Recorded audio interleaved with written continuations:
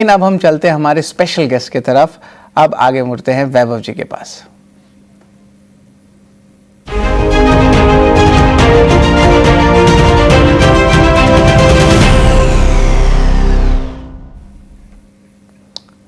तो हमारे special guest हमारे साथ जुड़ रहे हैं वैभव सांघवी आस्क हेड सॉल्यूशन से। हमारे स्पेशल गेस्ट है और आज स्पेशल दिन भी है। ईटी नाउ स्वदेश का 4 साल पूरे हो गए, देखते देखते समय बीत गया है और एक छोटा बेबी चैनल था और आज जो है एक पूरा एडल्ट फुल फ्लेजेड आप कहेंगे कि भारतवर्ष में जो है बहुत प्यार आता है। ईटी नाउ स्वदेश को सारे दर्शक देते हैं। वैभव जी, थैंक यू वेरी मच, आप हमारे साथ ज्वाइन किए। वैभव जी, जरा बताएं ईटी नाउ स्वदेश की जर्नी के बारे में आप क्या कहेंगे? 4 साल में कैसे ग्रो किया है उसके बारे में पहले बताएं, फिर हम धीरे धीरे करके और भी सवाल लेंगे।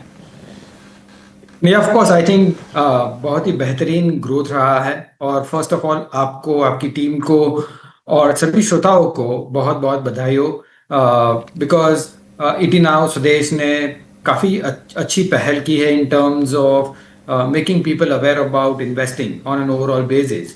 सो ये कांस्टेंट एजुकेशन जो निवेशकों को मिल रहा है, आई थिंक वो उनकी जर्नी को बहुत ही स्मूदन आउट भी कर रहे हैं। तो खूब खूब बधाई आपको सभी लोगों को। जी बिल्कुल। और वैभव सर, सवाल रहेगा यही, आप सबसे पहले शुरुआत करते कि ग्लोबली इंडिया का क्या सा सेटअप लग रहा है? अभी तक एफआईज वापस आए नहीं हैं, धीरे धीरे करके जो है बहुत सारे जो है गवर्नमेंट ने पॉलिसीज निकाल लिए हैं। आप GST rate cuts, income tax के रेट कट्स, अब फेस्टिव सीजन भी आ गया है। किस तरह लग रहा है भारत को अगर आप ग्लोबली प्लेस करें? क्या लगता है एफआईज वापस आएंगे? क्या इमर्जिंग मार्केट्स में इंटरेस्ट वापस जो है भारत का बन जाएगा? ये क्वेश्चन रादर देन मैं ऐसे पुट करूंगा कि वेदर एफआईज आएंगे या नहीं, ऐसी बात नहीं है।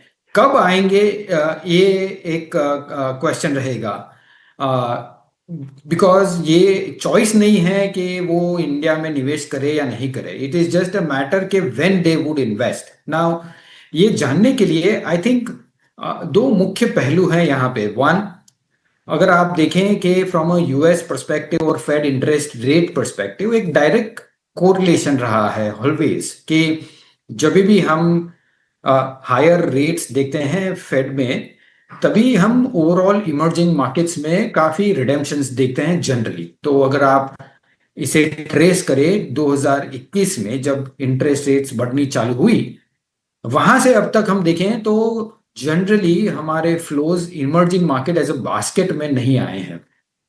सेकेंडली, अगर हम दूसरा पहले की बात करें कि विद इन इमर्जिंग मार्केट्स जिस हिसाब से अंडरवेट और ओवरवेट हो रहा है, at this point in time investors और निवेशक, ग्लोबल इन्वेस्टर्स ये देख रहे हैं ज्यादा करके वेट वो चाइना, ताइवान और कोरिया जैसे इकोनॉमी में डाल रहे हैं। उसका मुख्य कारण यही है कि वहां उनको एआई, आर्टिफिशियल इंटेलिजेंस ऐसे थीम प्ले करनी है और काफी फ्लो हम with in the emerging market काफी रीबैलेंसिंग देख रहे हैं।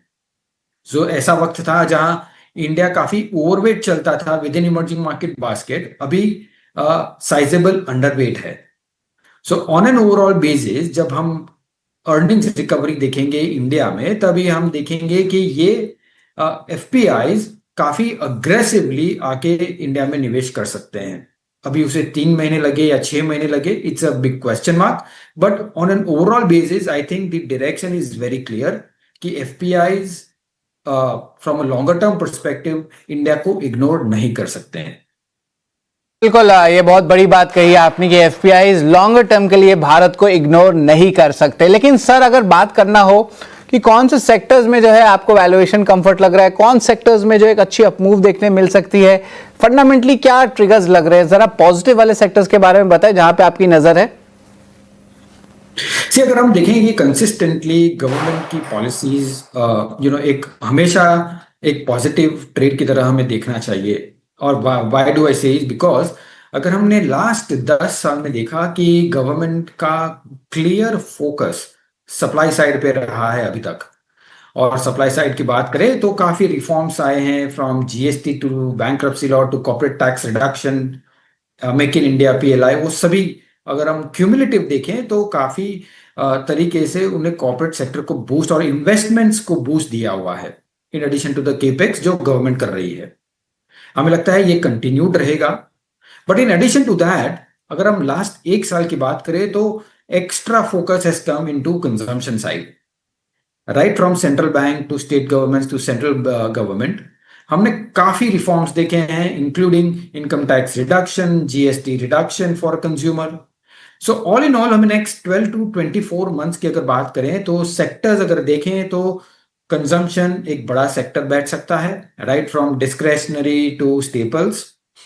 सेकेंड, हमें कंटिन्यूड फोकस लगता है कि केपेक्स ड्रिवन इंडस्ट्रियल सेक्टर्स में भी। Lastly I think private banks, जो हमें लगता है कि एक क्वार्टर के अंदर हमें लगता है कि बॉटम आउट काफी अच्छी तरह से हो जाएगा और वहां से काफी अच्छी रिकवरी भी देगी। So all in all, domestic driven sectors एक ऐसा सेगमेंट है जो हम नेक्स्ट 12 टू 24 मंथ्स के लिए देख सकते हैं कि अच्छा मोमेंटम रहेगा। डोमेस्टिक फेसिंग सेक्टर्स पे नज़र रखिए, अगले 24 महीने में यहाँ पे आपको एक्शन दिखेगा और बहुत सारे फंडामेंटल ट्रिगर्स भी हैं जिस पे हमारी नज़र रहेगी। चलिए, धन्यवाद वैभव सर, आप हमारे साथ जुड़े और ईटी नाउ स्वदेश के जो 4 साल के एनिवर्सरी यहाँ पे आपने 4 चांद लगाया। Thank you very much sir. लेकिन चलिए एक छोटा सा ब्रेक लेते हैं, ब्रेक के उस पर और भी अहम गेस्ट है हमारे साथ और एफएनओ जंक्शन में कुछ खास कॉल सब लेके आने वाले हैं हम।